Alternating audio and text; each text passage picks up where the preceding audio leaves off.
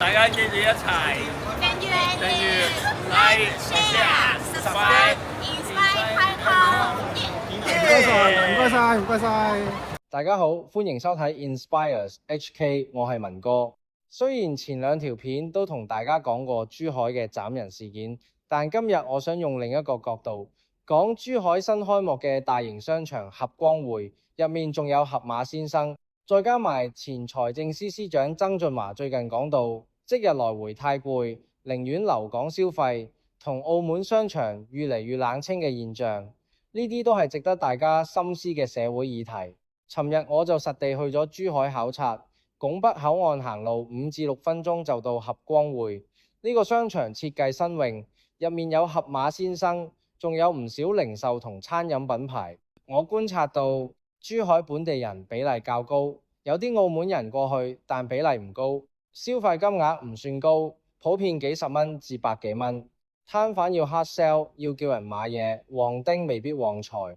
所以雖然新商場開幕，場面熱鬧，但實際消費力未必理想。近年港澳居民北上消費成風，以前主要去深圳，因為近同方便，但深圳有強行收小費嘅情況，令唔少人反感。珠海相對自由，按摩、餐飲唔需要硬性收費，價錢亦平啲，所以吸引咗唔少人轉去珠海。不過問題係交通時間長，港車北上要排隊2-3個鐘，真係俾錢買難受，即日來回太攰。曾俊華就講到，75歲嘅佢去廣州即日來回都覺得透支體力，寧願留港消費，呢點我好認同。反觀澳門，有啲商場越嚟越冷清，甚至變成死場，原因有幾個：一、品牌結構問題，好多內地品牌進駐，價錢同內地差唔多，甚至內地仲平一半，市民自然寧願過珠海消費。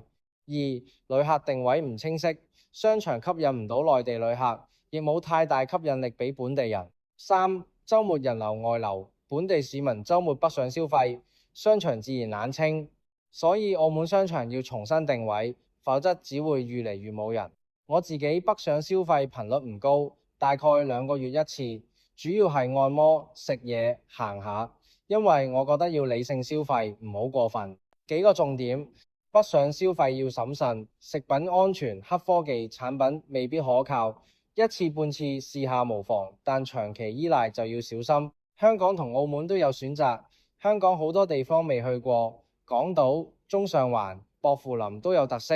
澳門雖然細，但本地消費依然重要，外勞經濟流向珠海，大量外勞澳門工作，珠海生活，帶動咗珠海租務同消費，令澳門經濟流失。商場要改革，澳門商場要引入真正有吸引力嘅品牌同定位，否則只會越嚟越冷清。珠海合光匯開幕，盒馬鮮生吸引唔少人去睇，但消費力未必如想象咁高。曾俊華講，留港消費係一個提醒，即日來回北上真係攰。香港同澳門本地消費都值得支持。澳門商場冷清唔係單純因為北上消費，而係結構性問題，要改善就要重新定位，吸引本地人同旅客。我係文哥，下次再同大家分析港澳最新嘅社會議題。